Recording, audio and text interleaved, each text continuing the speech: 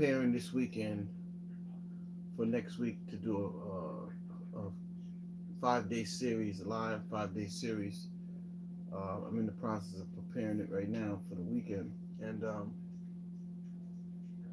coming up with a the topics, targeting my audience, just getting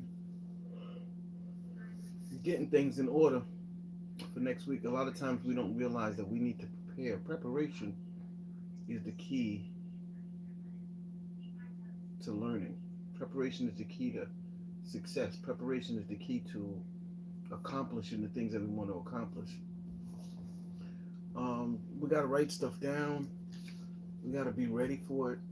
We got to have a specific goal in mind, what type of intent that we want to happen at the end of this thing. Like a lot of times we go on social media and we randomly post. I've been doing that for years. Just randomly posting content. No real intention behind it. No real, not really trying to generate leads. Not really trying to do too much, but just staying in front of people. And what I'm learning is that's not really the way that there's no strategy behind it. And if there's no strategy behind it, you have to change your approach. Because like what are you really trying to do? Are you just trying to get likes? Are you just trying to get comments? Like what are you trying to do when you post on social media? Now depending on the business that you have, um, you could be advertising your business, or you could be building your personal brand. But next week, for this weekend, my idea is to come up with the outline, to come up with the titles, and then let people know, what I'm planning to do next week. I'm gonna go 5 days, 5 o'clock, so I don't really miss it. Like in the middle of the day, a lot of times I'm doing other things, so I don't really miss it. And I'm gonna be targeting a specific market. So anytime I'm talking about this specific market and talking and saying certain things, that's who I'm going after. Um, I'm learning that you have to prepare. There's things that you do before you do live videos. There's things that you do after you do live videos, and there's ways that you can generate leads from live videos. And I've been doing live videos on a regular for the last 8 years, but I do them randomly. There's no structure, and that's how I've been doing business for a long time. But what I realize is you have to have structure in your business. You have to have structure in your organization in order for it to grow the way that you want it to grow. In order for it to duplicate, because you got to learn it, and then you have to be able to teach it to your people. If you have a network marketing business and you're trying to grow, thank you.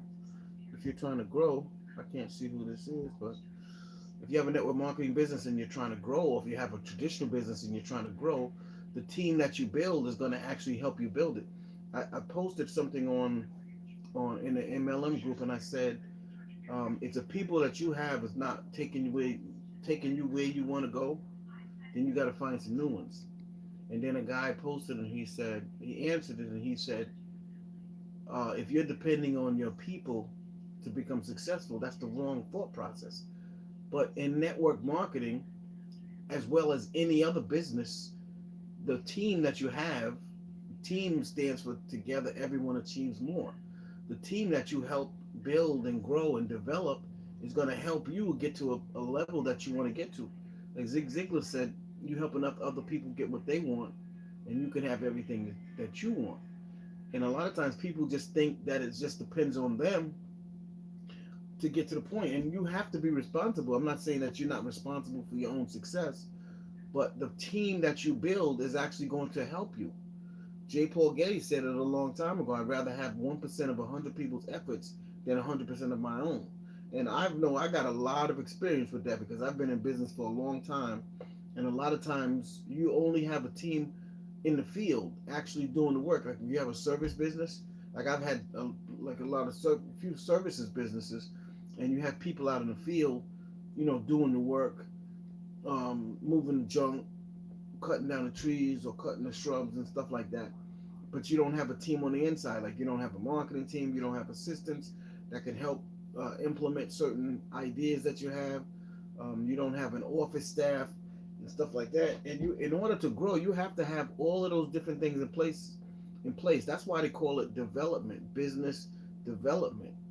You got to develop a business to the point where you want it to grow. And as you're putting systems and processes and stuff in place, and you're bringing people in, you have a place to plug them into. You onboard them, you bring them in a certain way, and you give them direction, and you throw the ball, and you let them do what they're supposed to do. And when they throw the ball back, and then you play, it's like you're playing ball.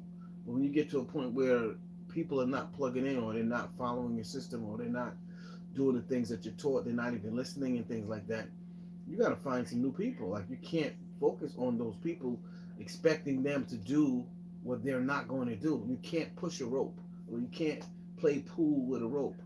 I mean, unless of course you put some, some gorilla glue on the whole rope, and the rope is sturdy. But most likely you're not going to do that. So what you need to do is you need to focus on systems and structure, and you have to have some type of intent behind it. There's a psychology behind the things that we do. It's not just we take the action. It's not just we take the tactical things that we're supposed to accomplish. We want to put action steps, but we also want to have psychology behind it so that we can actually teach that psychology. And the people understand this is the reason why you do it, because they're going to go to a point where they're actually learning, and then they're actually doing it, and then when they start doing it and they start to see, oh, this is the reason why he said this is the reason why she said do it this way, do it like that, and the people will start to understand that. So I'm not going to be on this live long today. I just want to let you know that next week I'm going to be doing a five step series. I'm going through it right now. I'm going through the process right now. I'm putting it together. I don't even know the name of the series right now, but I do know I'm going to do it. And I don't even remember how many days that I have been going live. It was supposed to be 30 days, and I've been going. I got to look back on my timeline and see exactly the first day that I started going live, with this intent of going 30 days live, because you got to try to use all the tools that are at your disposal, especially if there's ways that you can get your information out and it doesn't cost you anything. It costs you time, and time is our most valuable asset. But a lot of times we have to use our time so that we can develop our structure and develop our systems, and then later on we may put money behind it. But we have to get to the point where we're not taking our grocery money, or our rent money, or our electric bill money to try to build our business, and we haven't developed the skills yet. So I just wanted to get on real quick and let you know this is what I'm going to be doing. So look out for it. If you want to, if I've shared any or gave you any value at all during my lives over the last, I guess, 25 days or something like that, please tag someone, share it with someone, and let them know that I'm going to be going live 5 days, Monday, Tuesday, Wednesday, Thursday, Friday next week, 5 p.m. Eastern, 5 p.m. Eastern, and it's going to be a series. I don't know exactly what the series is yet, but like Sunday night, I'll put it in the I'll make a post what the series will be, and I already told you the time is going to be I think about 5 o'clock Eastern, so 5 to 5:30, and hopefully I'll be able to create some value for some people, and create opportunity. A lot of times people, they're in a certain situation, and it may not be the right time for them when you're sharing something with them, but that's part of it. But if you don't put the information out, and the people, it is the right time for them, they're going to miss the opportunity that you have, and they're going to go with another opportunity.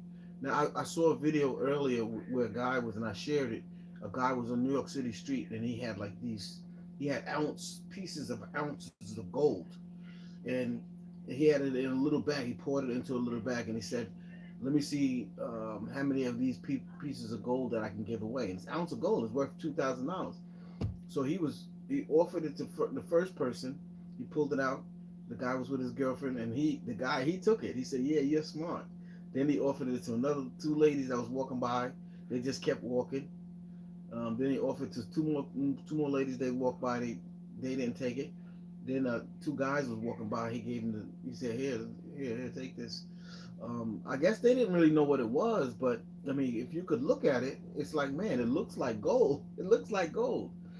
And the point of the video was, if you know that you have gold and you know the value, the true value of something, and you know that it can make a difference in somebody's life, and you're not willing to share it, it's like you're kind of cheating them out of that opportunity to change their lives and to change the lives of their family. And you shouldn't feel embarrassed. You shouldn't feel bad. You shouldn't feel skeptical. You shouldn't, like, if somebody tells you, oh, why are you doing it this way, you shouldn't feel a certain way, because you know what you have. You know that the opportunity that you have can change someone's life, because you know about the timing, especially the opportunity that we just got involved in. I just got involved in. It's like I understand the timing is right.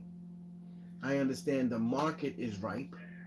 I understand the market. These target market of people are looking. They're always looking for what you have, and it's no comparison. You can't compare it to anything else.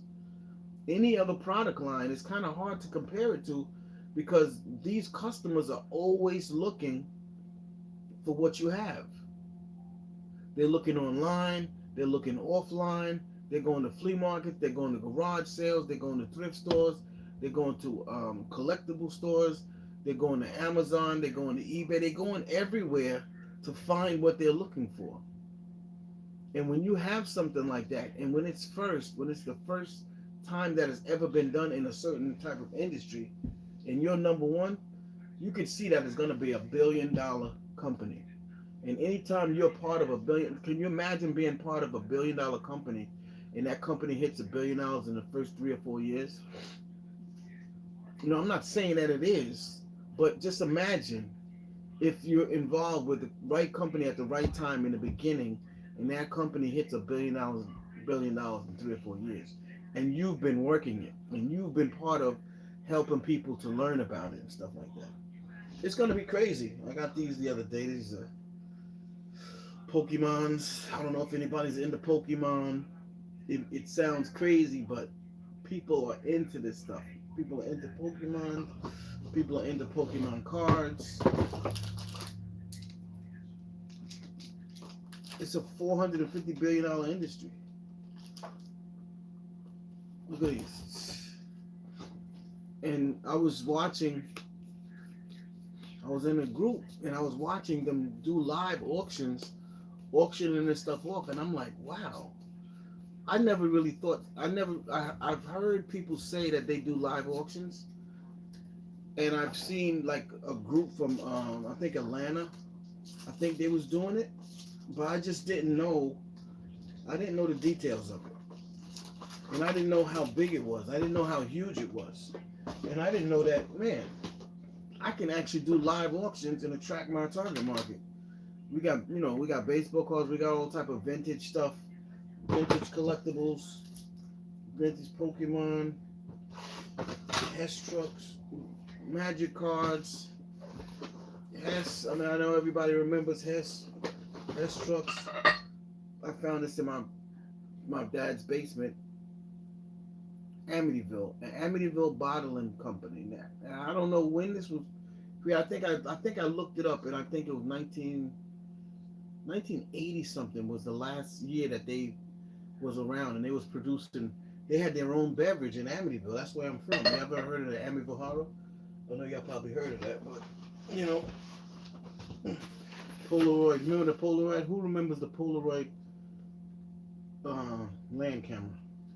Polaroid was huge back in the day, and before they even changed, more Pokemon. So that's one of my ideas. One of my ideas is to start doing live auctions. Pokemon comic. This is all in Japanese. So my daughter knows Japanese. I'm not sure if she can read Japanese, but she does a lot of different shows and stuff like that. Baseball cards. No, these are magic cards actually. More magic cards. And there was a lady that she said that she has 250,000 baseball cards that she's trying to liquidate. So once you get inside this market and people start to know what you're doing, and they know that they can liquidate, they can buy, they can sell, they can make money with you. Man, they're gonna come. And referrals, man, referrals is gonna come because what's the best advertising known to man? We all know that it's word of mouth. And to me, like what I've seen by going to the flea markets for the last 6 weeks, tomorrow's gonna rain, so I'm probably not gonna go. But for the last 6 weeks, I'm like, wow, these people they really are looking for this stuff. Like like this is the this is the main thing that I see them looking for. Things that they collect, things that they can flip, things that they had when they was younger, when they was kids. It's amazing. It's crazy. Like I wish I could see who's on this live right now. I can't see. Let me see something real quick. Let me see. Your viewers. I can't see. I can't see. How do you see the people?